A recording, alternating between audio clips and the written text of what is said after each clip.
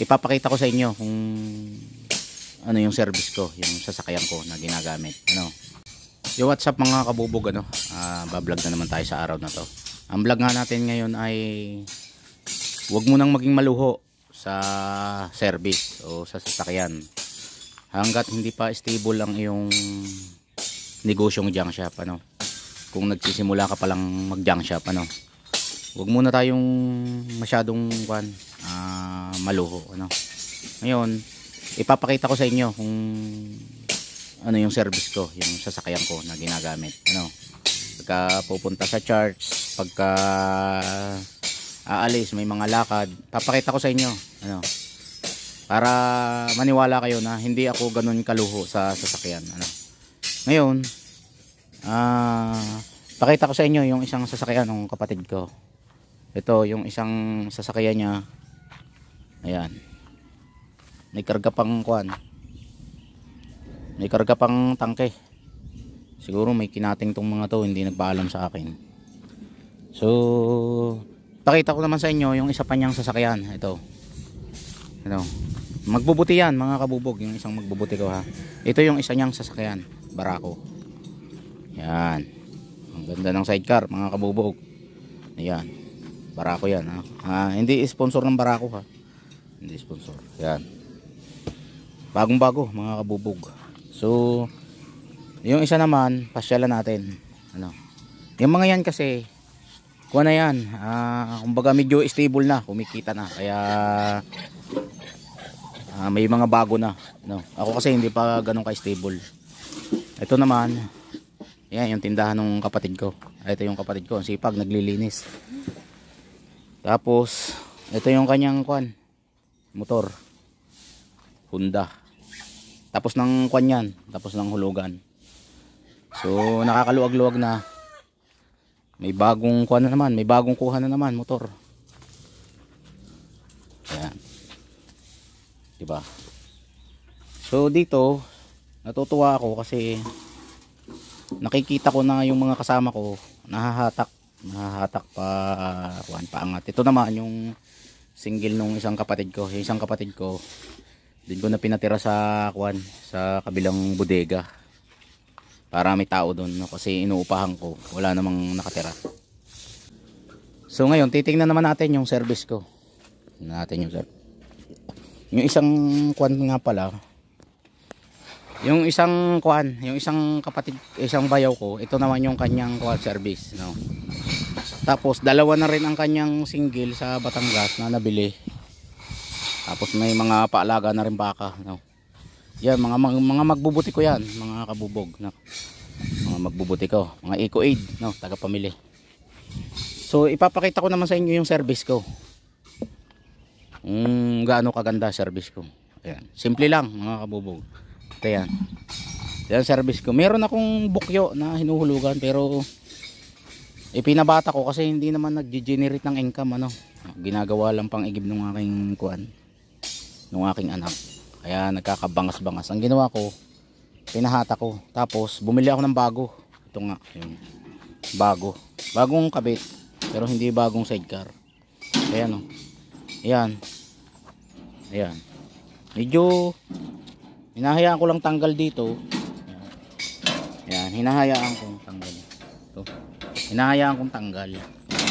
Para pagkahabang habang natakbo, may paingay ba? Ngayon yung dito, may sara to dito dati May sara yan. Nalaglag. Siyempre tinatamad na ako magpa-welding, pinakilo ko na rin. Yan. Hindi pa naman ganun kalakas ang kalog niya. Tapos yung ilaw niya, bagay nakakabit pa naman. So para makatipid, hindi ko na lang muna pinapagawa. Ito naman tanggal, pero nakakapit pa naman. Ayan, hindi pa naman siya nalalaglag mga kabubog, kaya hindi ko muna pinapa-welding kasi hindi pa naman nalalaglag. Ayan, yan yung service ko pagka napunta ko sa church. Hindi ko na lang pinapasok sa loob kasi nakakaya. Gawa ng madumi, hindi napapaka motor wash. Medyo malambot pa nga ang gulong eh. So yan na lang muna ang ginagamit ko hanggang kuan. Hanggang hindi stable ang negosyo ko. Hindi muna ako kuan bibili ng kuan service.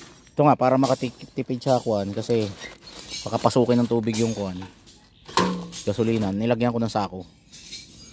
Pinapagpagan ko na lang yan pagka kuan. Pagka gagamitin ko. Yun, tipid lang muna mga kabubog hanggat hindi stable ang negosyo, no. Kasi kung bibili ka ng sasakyan tapos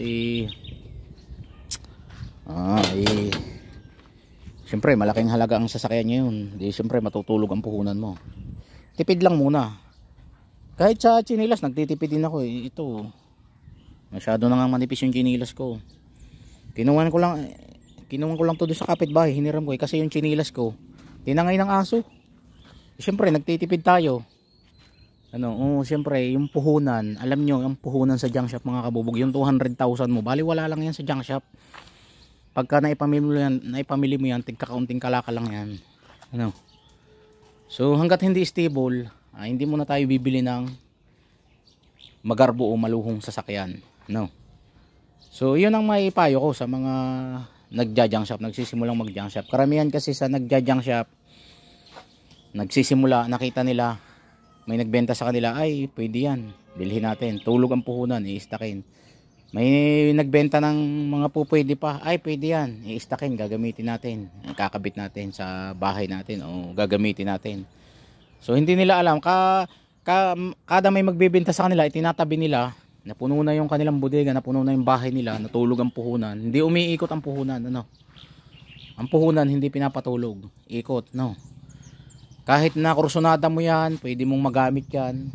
Pagka maganda ang offer sa'yo, ibenta mo na at may mabibili ka pa naman uling ganyan. So iikot ka agad ang puhunan mo. Kinakailangan, mabilis ka magpaikot ng puhunan kahit maliit lang ang tubo. Basta balik agad ang puhunan. Yan ang mga maipayo. Kasi alam nyo, maraming mga motivational speaker ngayon na negosyante, negosyante daw. Pero ito iba tong kuan, iba tong pagbablog ko na to, actual kuan to, experience, actual na pangyayari itong ginagawa ko. Talagang dito matututo ka talaga ng kuan, ng actual execution, yun ang matututunan mo dito, kung paano magpatakbo ng isang junk shop, mag-operate ng isang junk shop. Actual to, hindi kagaya nung iba na puro speaker lang. Kung inyong nasundan yung aking mga datihang vlog, ay makikita nyong ako'y nagsimulang nakapadyak lang. Siguro mga magpo 4 years ago na nagbablog tayo, na ibinablog natin yung ating buhay junk shop araw-araw. So yung iba kasi, kita nyo, huli na, mayaman na, may pumapansin na, kaya malakas na ang loob nilang mag-vlog, maging motivational speaker. Kasi hindi mo na nakita yung kanilang pinagdaanan. Ako talaga, makikita nyo yung pinagdaanan ko, yung pinagmulan ko. Itong lugar na to, nung una-una ako nagbablog, isang kubo lang na maliit dyan sa may kuwa na yan. Ang barracks, dyan sa may manggang yan. Ngayon, puro barracks na yan. 3 years ago. Tapos meron na rin tayo doon sa kabila. So, tayo-tayo lang. Pag kumita ng kaunti, so dagdag sa puhunan. Dagdag sa mga gamit natin sa ating negosyo. Saka na muna yung luho. So yun lang ang may share ko sa vlog na ito. Maraming salamat. Follow sa Kabubog Junk Shop Vlog Facebook, subscribe sa Kabubog Vlogs YouTube.